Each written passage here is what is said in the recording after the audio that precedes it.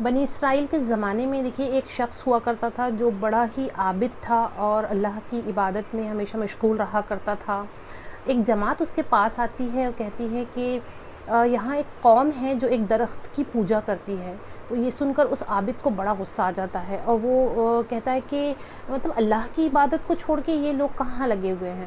تو وہ ایک کلہاڑی اٹھاتا ہے اور اس درخت کو کاٹنے کے لیے چلا جاتا ہے۔ راستے میں اسے ایک بزرگ آدمی ملتا ہے جو دراصل شیطان ہوتا ہے ایک بزرگ کی شکل میں۔ وہ اس سے پوچھتا ہے کہ تو کہاں جا رہا ہے؟ تو وہ بتاتا ہے کہ فلاں فلاں درخت کو میں کاٹنے کے لیے جا رہا ہوں۔ تو وہ بزرگ آدمی کہتے ہیں میں تجھے کاٹنے نہیں دوں گا، اور تو وہ کہتا ہے کہ نہیں میں تو ضرور کاٹوں گا۔ اور یہ سن کے پھر دونوں کے بیچ میں مطلب ہاتھا پائی ہو جاتی ہے، اور جو عابد ہوتا ہے وہ اس بزرگ آدمی پہ غالب آ جاتا ہے، اس کو ہرا دیتا ہے۔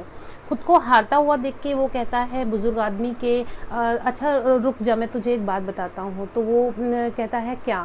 وہ کہتا ہے کہ دیکھ اگر تجھے اپنی عبادت کرنی ہے تو کر، ایک اللہ کی عبادت کر، لیکن لوگوں کو تو کیوں روک رہا ہے؟ اگر اللہ چاہتا، اللہ نے تو کئی نبی بھیجے، اگر اللہ چاہتا تو کسی نبی سے بھی وہ درخت کو کٹوا سکتا تھا، تو جیسے ایک معمولی انسان سے کیوں کام لے گا اللہ؟ یہ کہتا ہے تو وہ نہیں مانتا عابد، اور وہ پھر کہتا ہے نہیں میں تو اس پیڑ کو ضرور کاٹوں گا۔ ایسا کر کے دونوں میں پھر دوبارہ سے ہاتھا پائی چالو ہو جاتی ہے۔ پھر وہ کیا ہوتا ہے کہ اس مرتبہ بھی جو عابد ہوتا ہے وہ اس بزرگ کو ہرا دیتا ہے، اس پہ غالب آ جاتا ہے۔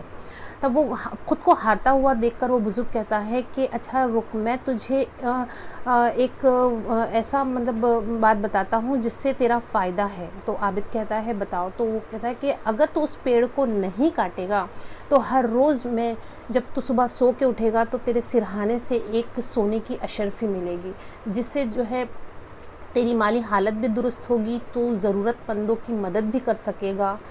یہ سن کر وہ عابد کچھ منٹ رکتا ہے اور سوچتا ہے کہ اور اس سے کہتا ہے کہ ہاں ٹھیک ہے، اور یہ کہہ کے وہ گھر چلا جاتا ہے اور اس درخت کو نہیں کاٹتا۔ جب وہ گھر جاتا ہے تو پہلے دن جب وہ سو کے اٹھتا ہے تو اس کو اپنے سرہانے سے ایک سونے کی اشرفی ملتی ہے، اور اسی طریقے سے جب دوسرے دن اٹھتا ہے تب بھی اسے سونے کی اشرفی ملتی ہے، وہ بڑا خوش ہو جاتا ہے۔ تیسرے دن خوشی خوشی اٹھتا ہے اور اپنے سرہانے میں ٹٹولتا ہے تو اس کو وہاں سونے کی اشرفی نہیں ملتی، جس کی وجہ سے اس کو بہت غصہ آ جاتا ہے اور وہ دوبارہ سے کڑہاڑی اٹھا کے اس درخت کو کاٹنے کے لیے چلا جاتا ہے۔ جب وہ راستے میں جاتا ہے تو بوڑھا شخص پھر اسے ملتا ہے اور پوچھتا ہے کہاں جا رہے ہو؟ وہ کہتا ہے 2 دن تو مجھے اشرفیاں ملی لیکن تیسرے دن نہیں ملی، اس کا مجھے بہت غصہ آ رہا ہے، اب میں اس پیڑ کو ضرور کاٹ دوں گا۔ تو وہ بوڑھا شخص کہتا ہے میں تجھے کاٹنے نہیں دوں گا۔ اس طرح سے وہ دونوں کے بیچ میں پھر ہاتھا پائی چالو ہو جاتی ہے، اور اس مرتبہ پہلی بار میں ہی وہ جو بوڑھا شخص ہوتا ہے وہ اس عابد کو ہرا دیتا ہے اور اس کے سینے پہ جا کے بیٹھ جاتا ہے۔ تو اس کو بہت ہی حیرت ہوتی ہے کہ اتنا بوڑھا شخص اور مجھے کیسے ہرا دیا۔ تو وہ اس سے پوچھتا ہے کہ اس دن تو تم مجھے ہرا نہیں پائے تھے، آج کیا بات ہے؟ تو وہ بوڑھا شخص جو دراصل شیطان ہے بوڑھے شخص کی شکل میں، وہ اس کو کہتا ہے کہ جب تو پہلی مرتبہ غصے میں تلملاتا ہوا آیا تھا اس درخت کو کاٹنے کے لیے، تو وہ تیرا غصہ جو ہے خالص اللہ کے واسطے تھا کہ لوگ اللہ کی عبادت چھوڑ کے یہ کس کام میں لگے ہوئے ہیں، لیکن آج جو تو آیا ہے اس میں اشرفی نہ ہونے کی وجہ سے غصہ ہے، اس میں اللہ کا مطلب کوئی لینا دینا نہیں، اللہ کی وجہ سے تو اللہ کے لیے تو ناراض نہیں ہے، اسی لیے اللہ تعالیٰ نے آج مجھے تیرے اوپر غالب کر دیا۔ کہنے کا یہ مطلب ہے کہ ہمارا جو بھی عمل ہو وہ خالص اللہ کے لیے ہونا چاہیے اور اللہ کی رضا کے لیے ہونا چاہیے۔